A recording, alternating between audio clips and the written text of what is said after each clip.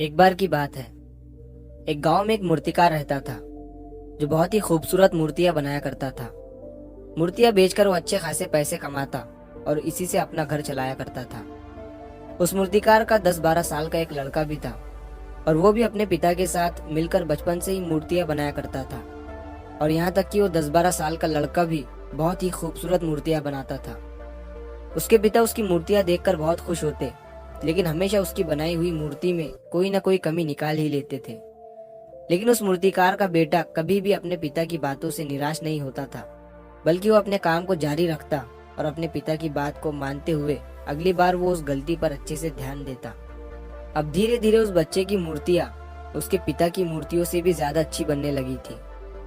फिर कुछ समय गुजरने के बाद लोगों ने उसकी बनाई मूर्तियों को ज्यादा दाम में खरीदना शुरू कर दिया और उसके पिता की बनाई मूर्तियों को लोग पहले के ही दाम में खरीदते थे। अब समय गुजरने के बाद वो लड़का बड़ा हो गया और अब वो अपने पिता से भी ज्यादा कमाने लगा, लेकिन अभी भी उसके पिता उसकी बनाई हुई मूर्तियों में कुछ ना कुछ गलती निकाल ही लेते थे। लेकिन अब उसके बेटे को ये बात अच्छी नहीं लगने लगी थी। तो एक दिन जब उसके पिता उसकी बनाई हुई मूर्ति में उसे गलती बता रहे थे, तभी लड़के ने गुस्से में अपने पिता से कहा कि आप मेरी बनाई हुई मूर्तियों में कमियां निकालते हैं, जैसे कि आप मुझसे भी अच्छे मूर्तिकार हैं। आपको पता है ना कि मेरी बनाई गई मूर्तियां आपकी मूर्तियों से कई ज्यादा दाम में बिकती है। इसका मतलब ये है कि मैं आपसे बेहतर और अच्छा मूर्तिकार हूँ। और अब मुझे लगता है कि मुझे आपके एडवाइस की कोई जरूरत नहीं है, मेरी मूर्तियां परफेक्ट होती है। उस दिन के बाद से उसके पिता ने उसे एडवाइस देना छोड़ दिया और अब वो अपने बेटे के काम में कोई भी गलती और कमी नहीं निकालते थे। कुछ दिनों तक लड़का अपनी मूर्तियां खुशी से बनाता रहा, लेकिन फिर कुछ समय बीतने के बाद उसे रियलाइज हुआ कि लोग अब उसके काम की इतनी तारीफ नहीं कर रहे हैं जितनी पहले करते थे, और इसी वजह से उसकी मूर्तियों की कीमत भी गिरने लगी थी। लड़के को इस बात की वजह समझ नहीं आई।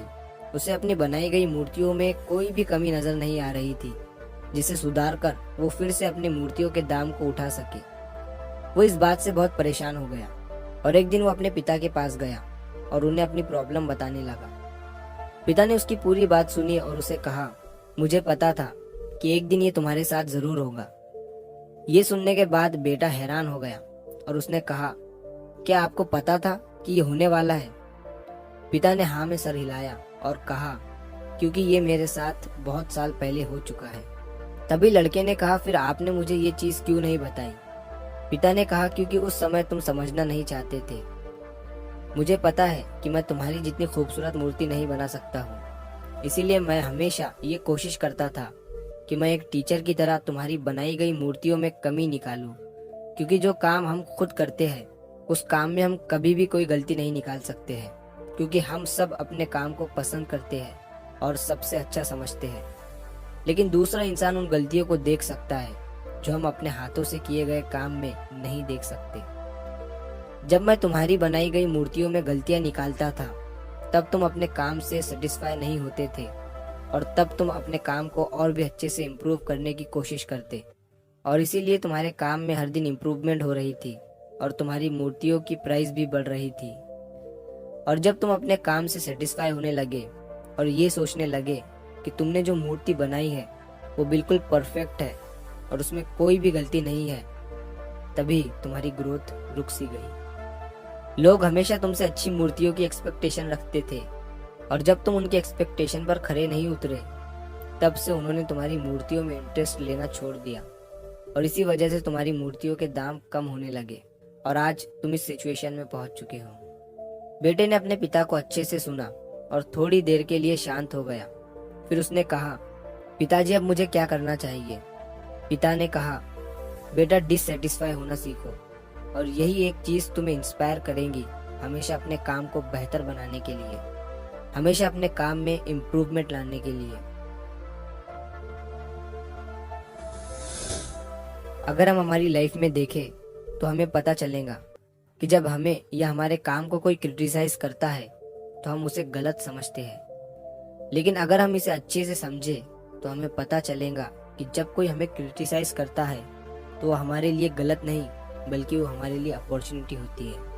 बस आपको वो चीज़ पॉजिटिव वे में लेना पड़ेगा।